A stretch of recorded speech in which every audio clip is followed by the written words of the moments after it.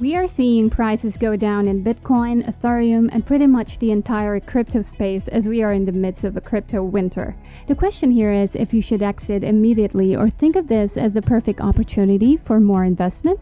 For today, we are going to uncover everything you need to know about the current bear market based on reports from the giant investor Kevin OLeary himself.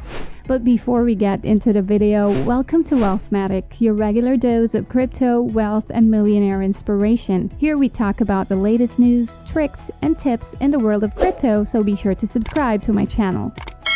In this video, we are going to answer three main questions that hold much significance to know the current state of cryptocurrencies. 1. Is crypto still valuable? 2. When will crypto have a big boom? And 3. How do you handle the ever-tremendous volatility? And with the help of Kevin OLeary, let's now begin this video. Kevin OLeary shares that the largest economy on our planet is financial services. And in light of that, he is firm to believe that sometime in the future, crypto will stand its ground as the 12th sector of the economy, or the S&P 500. Crypto has so much liquidity, productivity, transparency, and auditability that it's evidently better than what we have right now, thus having the huge potential to be part of the S&P 500. Currently, everything is just so slow and so expensive that if you need to transfer money from a certain location in the globe, the transaction would take days and days to complete, and it would also cost a whole lot of money with its never-ending fees. More to that, this makes the whole thing very time-consuming and inefficient, which is the exact opposite when it comes to crypto. The same transaction with a stable coin would only take less than 5 seconds to complete. But the thing is, you cannot do this yet because policy is still absent up to this day. However, OLeary is really optimistic about crypto having concrete policy sometime in the future, maybe a decade from now.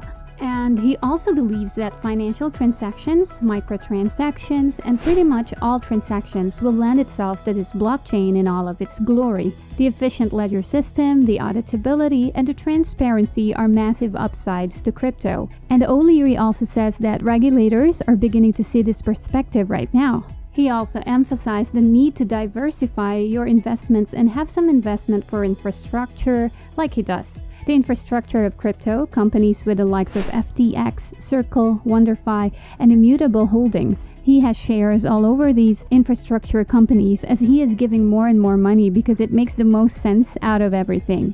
Out of everything that he said, the main takeaway here is that crypto is the most efficient sector out of all the sectors in financial services. It's just better, quicker, and less expensive.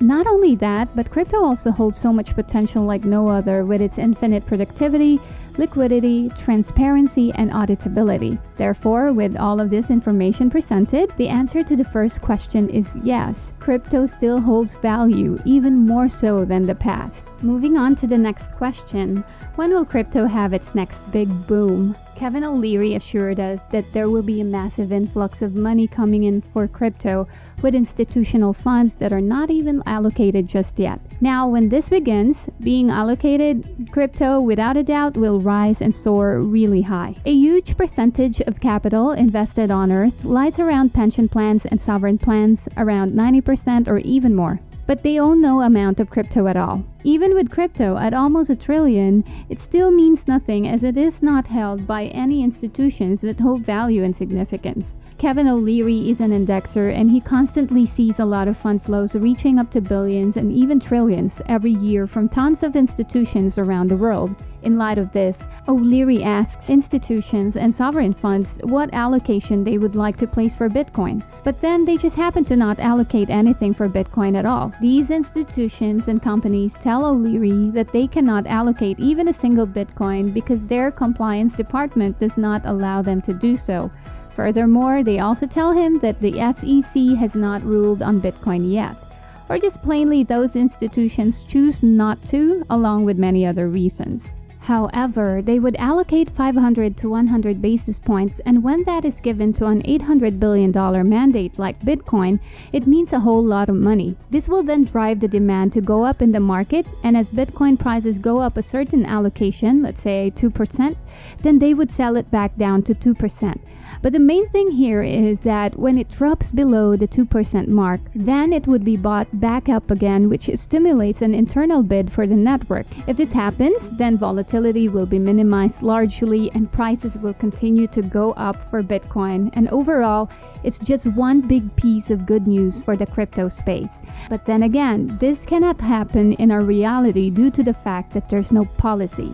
Not a single one. In line with this, OLeary encourages everyone to get off the narrative of crypto being a spontaneous ride and make it into something that has a concrete foundation with evident policy. He says that this could happen if we put large amounts of capital into crypto so that it will attain policy, and in the end, crypto will get regulated. Lastly, let's talk about the very prevalent volatility that seems to never end in the crypto space. First of all, there's a level of something good when it comes to volatility, since it gives us the experience of seeing our portfolio shoot up. But then the downside comes whenever we see our portfolio submerge and go down, which can be difficult to deal with, especially if you ever allocated. Kevin OLeary says this is not the first time that he's seeing great volatility in the market right now. It has happened before with stocks in his experience with Amazon. Almost 20 years ago, he was a shareholder for Amazon in both the preference and equity shares. For every next 12 to 18 months, Amazon corrected between 40 to 60% each and every year over and over again. And because of this, people were really confused about what Amazon is doing and how are they handling such situations. The most interesting part about this is that this went on for over 10 years, and honestly, it's not that much of a difference to what we're seeing right now in crypto. The main reason for this is that there's still no institutional demand for the product just yet. A lot of people are led to believe that in crypto, a lot of institutions are already involved, but the truth is, they're not involved at all. The main point here is that when you think as a good investor, the fundamental step here is to get ahead of this project. This means that you should get into the ecosystem before policy kicks in, because that's the time when the demand skyrockets massively. And that's basically it for this video. Check out other videos on my channel if you are interested in more crypto and money-making content like this one. If you have completed the video, hit the like button and tell me what you think in the comments below. Make sure to subscribe to my channel and hit the notification bell to get notified whenever I post something new. That is it for today. See you in the next video.